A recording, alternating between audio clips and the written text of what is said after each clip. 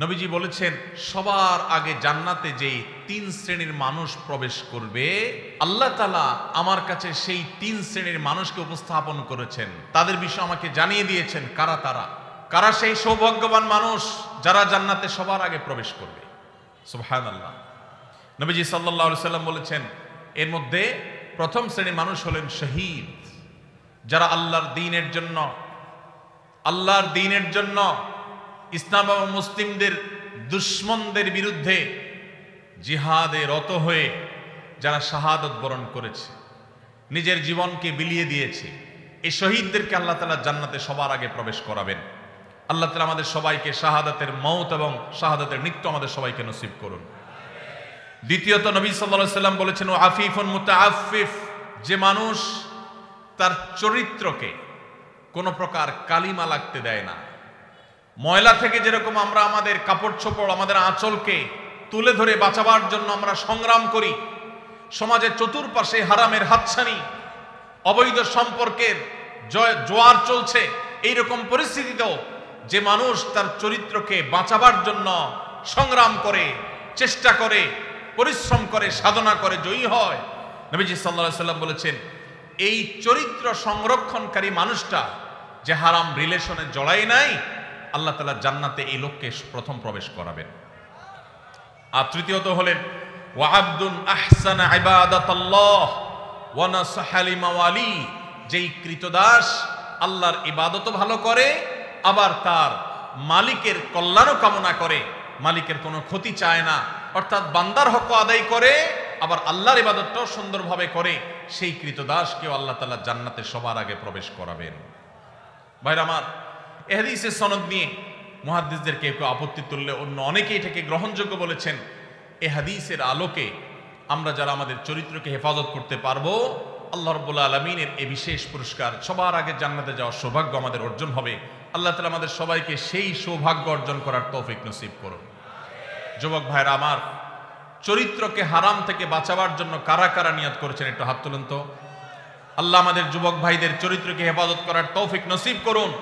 আল্লাহ কোরআনের মজলিসে তারা ওয়াদা করেছে, আল্লাহ এই যে হারামের যে হাতছানি আমাদের যুবকের ইমানকে হরণ করবার যে শয়তানের চেষ্টা, এটা থেকে আমাদের যুবক ভাইদেরকে আপনি বাঁচিয়ে দেন।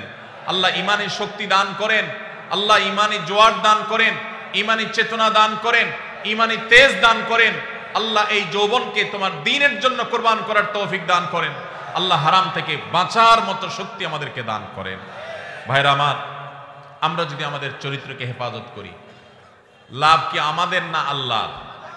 আমরা যদি আমাদের চরিত্রকে হেফাজত করি, লাভ কি আমাদের না আল্লাহ? আমাদের। ভাইরা আমার, কি লাভ? লাভ হলো আল্লাহ সুবহানাহু ওয়া তাআলা যারা নিজেদেরকে হারামের পথ থেকে বাঁচিয়ে রাখে, তাদের জীবনে যখন বৈবাহিক সম্পর্কের মধ্য দিয়ে একজন বৈধ হালাল সঙ্গী জীবনে আসে, সে যুবক সে যুবতীদেরকে আল্লাহ রাব্বুল আলামিন সচরাচর দাম্পত্য জীবনে সুখ, প্রকৃত অর্থে তৃপ্তি, সত্যিকারের যে ভালোবাসা, সেই ভালোবাসা আল্লাহ তাআলা নসিব করেন তাদের জন্য যারা তাদের যৌবনকে হারামের কালিমায় জড়াতে দেয় না। আর যারা হারামের কালিমা দিয়ে নিজের যৌবনকে কালিমা যুক্ত করে ফেলেন, মনে রাখেন এই যুবকদের বেশিরভাগ দেখবেন, এক্সেপশন প্রথমটাতেও আছে, বেশিরভাগ দেখবেন যে তাদের বৈবাহিক জীবন আসলে তাদের সেই জীবনে আর দাম্পত্য সম্পর্কের ভিতরে যেরকম একটা গভীরতা থাকার কথা, ভালোবাসা থাকার কথা, সম্প্রীতি থাকার কথা, তাদের সেই সম্পর্কটা আর থাকে না। কারণ হারাম যদি কেউ একবার বেছে নেয়, আল্লাহ তাআলা বৈবাহিক সম্পর্কের মধ্য দিয়ে হালাল সম্পর্কের প্রকৃত স্বাদ, প্রকৃত তৃপ্তি, প্রকৃত যে অনুভব, এটা থেকে আল্লাহ তাআলা ওই হারাম সম্পর্ককারীদেরকে মাহরুম রাখেন, বঞ্চিত রাখেন। এই জন্য ভাইরা, দুইটা অপশনই আপনার সামনে আছে।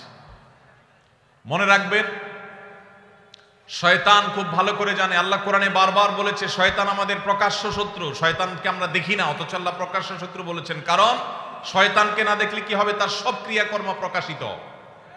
শয়তানের কাজগুলো দেখা যায় কি যায় না? এই শয়তান আমাদের যুবকদেরকে তাদের ঈমানের তেজ নষ্ট করে দিতে চায়, তাদের ঈমানি তেজকে ভোঁতা করে দিতে চায়, এই জন্য তাদেরকে হারাম সম্পর্কে আনতে চায়। এই জন্য ভাইরা, আমাদের চরিত্রগুলোকে আমরা হেফাজত করার সংগ্রামে জয়ী হওয়ার চেষ্টা করবো তো ইনশাআল্লাহ। ভাইরা আমার, ভ্যালেন্টাইন্স ডে এই সম্পর্কে আপনি গুগল করেন, আপনি এনসাইক্লোপিডিয়া ব্রিটানিকা সহ বিভিন্ন বিশ্বকোষগুলো খোলেন, আপনি দেখবেন যে এটা মূলত এসেছে খ্রিস্টানদের একজন ধর্মযাজক, যার নাম ছিল কি? ভ্যালেন্টাইন। এই ভ্যালেন্টাইন, যে সেন্ট ভ্যালেন্টাইন, সাধু ভ্যালেন্টাইন, খ্রিস্টানদের ধর্মযাজক, তাকে ঘিরে এই দিবসটা গড়ে উঠেছে। এটা একটা সময় খ্রিস্টানদের কাছে তাদের একটা পূজনীয় দিবস ছিল। বহুকাল পর পৃথিবীর বহু দেশে এই দিবস উদযাপন নিষিদ্ধ হয়েছে। অনেক কাল পর ইংল্যান্ডের গিফট আইটেম ব্যবসায়ীরা তাদের ফেব্রুয়ারি মাসে বরফে ঢাকা পরিবেশে গিফট আইটেমের ব্যবসাকে চাঙ্গা করবার জন্য, বেচা কিনা হয় না এটা বাড়াবার জন্য, এই ভ্যালেন্টাইন্স ডে কে তথাকথিত ভালোবাসা দিবসের মনোকে এটাকে বাজারজাত করেছে তাদের ব্যবসায়িক ধান্দায়। আর আমাদের যুবকেরা সেটাকে তাদের ডিজাইন করা তথাকথিত ভালোবাসা, এটার জন্য আমাদের যুবকরা আত্মাহুতি দিচ্ছে, তাদের জীবনকে, তাদের যৌবনকে শেষ করছে। ভাইরা আমার, এই যে টেলিভিশন চ্যানেলগুলোর, এক শ্রেণীর টেলিভিশন চ্যানেল দেখবেন, এক শ্রেণীর মিডিয়া দেখবেন, যারা আপনাদেরকে হারাম সম্পর্ক করার জন্য নানাভাবে উদ্বুদ্ধ করে, প্রেরণা দেয়, উৎসাহ দেয়, এরা সব আমাদের এই দেশের তরুণদের সবচেয়ে বড় শত্রু। এই ভ্যালেন্টাইন্স ডে, এটা কি এই দেশের, এই মাটির কোন সংস্কৃতি? এই মাটির সংস্কৃতি না। পশ্চিম থেকে আমদানি করা এই সংস্কৃতিকে আমাদের দেশে যারা চাপিয়ে দিচ্ছে, তাদের বিরুদ্ধে আমাদের প্রত্যেকটা মানুষকে সজাগ, সতর্ক থাকতে হবে, সংগ্রাম চালাতে হবে। যদি সংগ্রাম না চালান, আপনার সন্তান, আপনার পরবর্তী বংশধর, আপনার জেনারেশন, তারা নষ্ট হবে, তারা ধ্বংস হবে, চরিত্রহীন হবে, লাম্পট্যের পথ বেছে নিবে। আর কবরে আল্লাহ আপনাকেও শাস্তি দিবেন যদি আপনি তাদের চরিত্রকে হেফাজত করবার কোনো উদ্যোগ গ্রহণ না করেন।